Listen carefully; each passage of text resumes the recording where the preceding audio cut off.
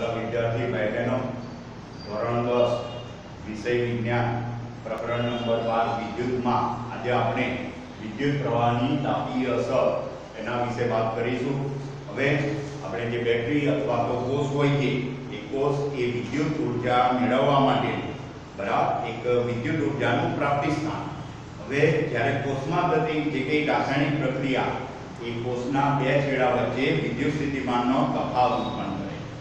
જે બેટરી સાથે જોડે કોઈ પણ સાધન હોય બરાબર કે અવરોધ હોય કે અવરોધ તંત્રમાંના જે વિદ્યુત પ્રવાહ આપણે વિદ્યુત પ્રવાહનું વહન થાય એના માટે ઇલેક્ટ્રોનને ગતિમાં લાવવાનું કામ તો આ બેટરીના વિદ્યુત સ્થિતિમાનનો તફાવત ભાગ ભજવે છે। હવે વિદ્યુત પ્રવાહ જાળવી રાખવા માટે બેટરીએ ઊર્જા ઘટતા રહેવું પડે છે। હવે બેટરી द्वारा विद्युत ऊर्जा આપણને મળતી રહે એટલે એ શું થાય છે કે વિદ્યુત પ્રવાહ જળવાઈ રહે છે। એટલે કહેવાનો અર્થ શું છે કે બેટરીથી આપણને વિદ્યુત ઊર્જા પ્રાપ્ત થાય। હવે એમાંથી એવી જ રીતે આપણે જે પંખો હોય તો એ પંખાને આપણે લાંબા સમય સુધી એનો ચાલુ રાખીએ એટલે સતત ઉપયોગ કરીએ પંખાનો તો એ પંખો શું થશે ગરમ થશે।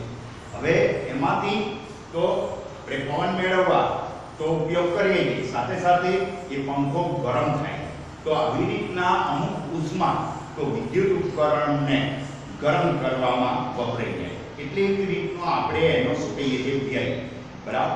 આનાથી વિપરીત જો વિદ્યુત પરિપથ માત્ર અવરોધીય હોય એટલે કે જે અવરોધોનું જોડાણ ફક્ત ને ફક્ત બેટરીની સાથે જ કરેલું હોય તો આપણે જે કોઈ પણ પ્રાપ્તિ સ્થાનમાંથી ઊર્જા પ્રાપ્ત થાય એ ઊર્જા સતત ઉષ્મા રૂપે વ્યય થતો હોય। એટલે અવરોધોની સાથે બેટરીનું જોડાણ હોય તો એમાંથી આપણને જે ઊર્જા મળે છે એ ઊર્જા એ સતત ઉષ્મા રૂપે શું થાય છે વ્યય થાય। અને તો આવી જે પ્રાપ્તિ સ્થાનોમાંથી આપણને ઊર્જા સતત મળતી રહે અને એ ઊર્જા સતત ઉષ્મા રૂપે વ્યય થાય અને આપણે શું કહીશું વિદ્યુત પ્રવાહની તાપીય અસર બરાબર। એટલે વિદ્યુત પ્રવાહની તાપીય અસર એ ખાસ એ યાદ રાખજો। હવે આ અસરનો ઉપયોગ આપણે સામાન્ય રીતે વિદ્યુત હીટર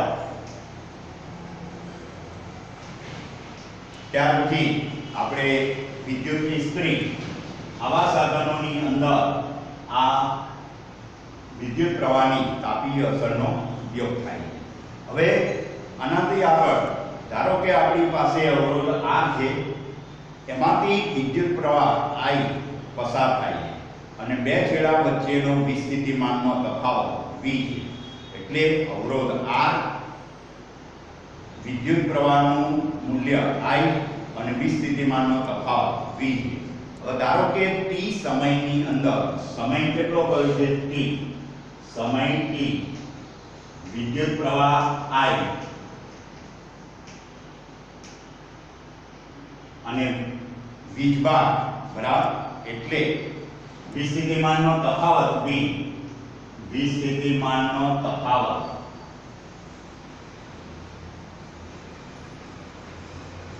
V। હવે અને વિદ્યુત ભાર જે Q હોય હવે એ પરિપથમાંથી ધારો કે t સમયમાં q વિદ્યુત ભાર એ શું થાય છે પસાર થાય। હવે વિસ્થિતિમાનનો તફાવત v છે અને એના હેઠળ થયેલું બરાબર જે q વિદ્યુત ભાર આપણે શું થવું જોઈએ ગતિમાં આવવું જોઈએ અને ગતિમાં આવે બરાબર તો આપણને શું થાય વિદ્યુત પ્રવાહ મળે। એટલે q વિદ્યુત ભારને ગતિમાં લાવવા કરવું પડતું કાર્ય બરાબર। હવે જે આપણે વિસ્થિતિમાનનો તફાવત v નું સૂત્ર જોયું હતું બરાબર તો કાર્ય w ભાગ્યા વિદ્યુત ભાર શું કહેવાશે q। હવે t સમય હેઠળ q વિદ્યુત ભારને ગતિમાં લાવવા થતું કાર્ય તો v અને q નો શું થશે ગુણાકાર એટલે કાર્ય કેટલું કહેવાશે vq બરાબર। એટલે કાર્ય vq થાય બરાબર કોને તો q વિદ્યુતભારને ગતિમાં લાવવા માટે થતું કાર્ય એ કેટલું છે pq. હવે કોઈ પણ આપણને જે વિદ્યુત ઉર્જા પ્રાપ્તિસ્થાન હોય કે કાં બેટરી કે કોઈ, તો એ પ્રાપ્તિસ્થાનમાંથી t સમયમાં વિદ્યુત જેટલી ઉર્જા પૂરી પાડવા બરાબર પરિપથને મળતો પાવર, તો પાવર બરાબર કેટલા સમયમાં t સમયમાં, પાવર એટલે કાર્ય કરવાનો દર, કાર્ય દ્વારા જે 9મા ધોરણમાં પણ વાત કરેલી, તો કાર્ય કેટલું છે pq અને સમય t. એટલે વિદ્યુત બળને ગતિમાં લાવવા કરવું પડતું કાર્ય આપણે કર્યું pq બરાબર, પણ કેટલા t સમયમાં, એટલે કે એકમ સમય. એટલે આપણે પાવરનો અર્થ 9મા ધોરણમાં લેતા હતા કે કાર્ય કરવાનો દર, કાર્ય દ્વારા બરાબર પાવર. તો પ્રાપ્તિસ્થાન જે છે એ પ્રાપ્તિસ્થાનમાંથી t સમયમાં આપણને વિદ્યુત ઉર્જા પ્રાપ્ત થાય, એના માટે આપણે વિદ્યુત ભારને ગતિમાં લાવવું પડે. તો વિદ્યુત ભારને ગતિમાં લાવવા માટે કાર્ય pq કરવું પડે. એટલે એકમ સમય t માં કરેલું કાર્ય, તો એકમ સમય, તો સમય માટે t કરેલું કાર્ય pq, એટલે p બરાબર pq/t. હવે આપણે જે શરૂઆતમાં વિદ્યુત પ્રવાહ I ની વ્યાખ્યા કરી, I બરાબર વિદ્યુત પ્રવાહ I, તો એકમ સમયમાં જે વિદ્યુત ભારનું વહન થાય અથવા વિદ્યુત ભારના વહનનો દર, તો એકમ સમય t માં વિદ્યુત ભારનું જે વહન થાય એને વિદ્યુત પ્રવાહ કહેવાય. એટલે I બરાબર q/t. હવે આ જે q અને t એ બેનો ગુણોત્તર, તો q/t બરાબર શું કહેવાય વિદ્યુત પ્રવાહ. માટે p બરાબર સૂત્ર શું બનશે vi, આ ધ્યાન રાખો. એટલે p નું સૂત્ર શું થયું vi. હવે t સમયમાં જે પૂરી પાડતી ઊર્જા એ pt, એટલે ઊર્જા કેટલી કહેવાશે pt બરાબર કાર્ય. તો pt એ pt સ્વરૂપે આપણને શું થાય છે ઊર્જા, એટલે pt ઊર્જા બરાબર p ગુણ્યા t થશે બરાબર.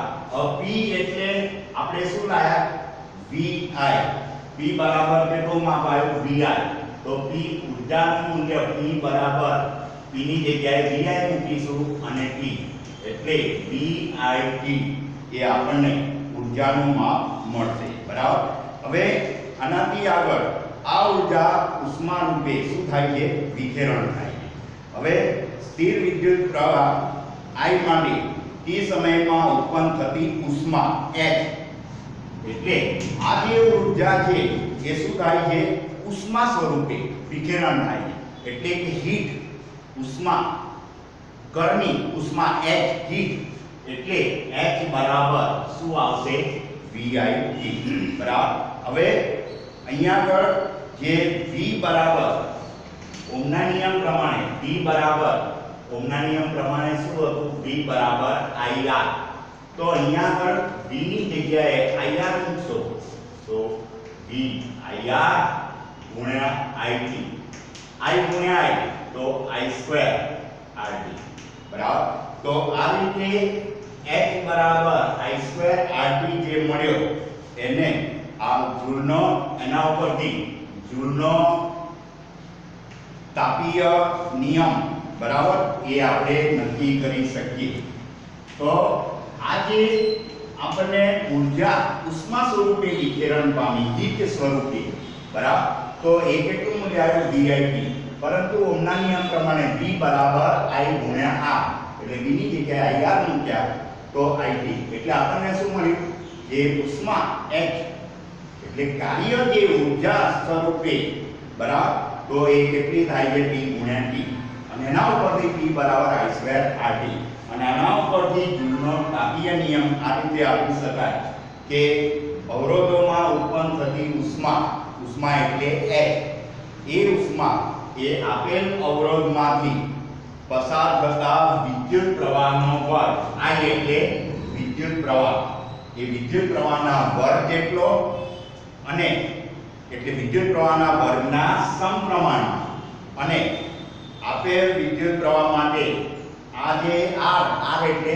અવરોધના સમપ્રમાણમાં અને અવરોધમાંથી જેટલા સમયમાં જે પ્રવાહ પસાર થતો હોય એ સમય t ના પણ સમપ્રમાણમાં. એટલે આના ઉપરથી જે જૂલનો તાપીય નિયમ આ પ્રમાણે લખી શકાય કે અવરોધોમાંથી ઉત્પન્ન થતી ઉષ્મા H એ વિદ્યુત પ્રવાહ I ના વર્ગના સમપ્રમાણમાં અને આપેલ વિદ્યુત પ્રવાહ માટે તેમાંથી જે અવરોધ છે એ અવરોધ R ના પણ સમપ્રમાણમાં અને અવરોધમાંથી જેટલા સમય t માટે પ્રવાહ પસાર થતો હોય છે એ સમય t ના પણ સમપ્રમાણમાં હોય. એટલે H બરાબર I2RT. એટલે વિદ્યુત પ્રવાહનો વર્ગ એના સમપ્રમાણમાં, અવરોધના સમપ્રમાણમાં અને સમય t ના પણ સમપ્રમાણમાં. આ સૂત્ર ઉપરથી જૂલનો તાપીય નિયમ આપણે લખી શકીએ. હવે આ જે સૂત્રો આપણે જોયા P બરાબર VI, H બરાબર I2RT એના આધારે જે એક્ઝામ્પલ છે એ દાખલા વિશે હું વાત કરું છું. તો એ દાખલા તમને એ સમજાવું છું, બરાબર ધ્યાન રાખજો. તો એમાં એક દાખલો છે એ આપણા ઉદાહરણમાંથી 12.10 ની રકમ છે, બરાબર 12.10. એની અંદર તમને આ રીતે કહ્યું કે વિદ્યુત ઇસ્ત્રી મહત્તમ દરથી ગરમ થાય છે. વિદ્યુત ઇસ્ત્રી મહત્તમ દરથી ગરમ થાય છે, બરાબર, ત્યારે 840 વોટના દરથી ઊર્જા વાપરે છે. જો વોટ આપે છે, બરાબર, મહત્તમ દર, ત્યારે ઊર્જા કેટલા 840 વોટ, બરાબર, એ ધ્યાન રાખો 840 વોટ. અને એ વખતે વોલ્ટેજ 220 વોલ્ટ છે. વોલ્ટેજ તો 220 વોલ્ટ છે, બરાબર. તો એના પરથી દરેક કિસ્સામાં વિદ્યુત પ્રવાહ અને અવરોધ શોધો, બરાબર.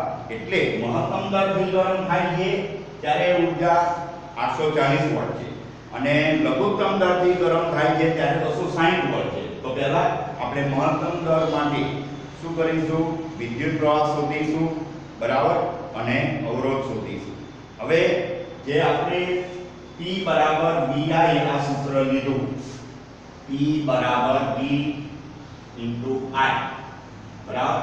હવે અહીંયા આગળ ઊર્જા એટલે કે વોટ P આપેલ લીધા, વોલ્ટેજ V આપ્યા છે, P અને V આપ્યા છે તો I મળે, બરાબર. તો P બરાબર VI આ સૂત્રની અંદર P બરાબર 840 મૂકીએ, V બરાબર 220 મૂકીએ તો ગુણ્યા I. આના છેદમાં જશે 840, બરાબર, ગુણાકારમાંથી ભાગાકારમાં 220 બરાબર I. 0 0 ઉડી જશે, 84 ભાગ્યા 22 રહેશે, 84 ભાગ્યા 22 બરાબર I. તો 42 દુ 84 થશે, 11 દુ 22 બરાબર I. બે બે ઉડી જશે, 42 અને 11 એ બેનો ભાગાકાર કરશો એટલે તમારો જવાબ આવશે 3.82. એટલે I બરાબર 3.82 એમ્પિયર આટલો વિદ્યુત પ્રવાહ આવશે, બરાબર. હવે એના માટે પાછો R પણ કયો છે? તો R બરાબર, બરાબર, તો શું સૂત્ર થશે? V upon I. તો V આપણને આપેલા 220 વોટ અને I હતા 3.82, બરાબર. તો 220 ભાગ્યા 3.82 કરીશું તો એનો જવાબ, બરાબર, એ આપણને મળશે 57. બરાબર 60. હવે અવરોધ છે તેને એકમ શું લખીશું? ઓમ. હવે આ મહત્તમ દરે, એવી રીતે લઘુત્તમ દરે ગરમ થાય તો લઘુત્તમ દરે, બરાબર, ગરમ થાય ઇસ્ત્રી ત્યારે એનો પાવર એટલે કે ઊર્જા આપણને આપી છે, એ ઊર્જા આપણને આપી છે કેટલી? એટલે લઘુત્તમ કહો અથવા તો ન્યૂનતમ, તો એ વખતે 360 વોટ, તો 360 વોટ બરાબર, અરે વોટ, અને V તો 220 વોલ્ટેજ ગયા છે બરાબર.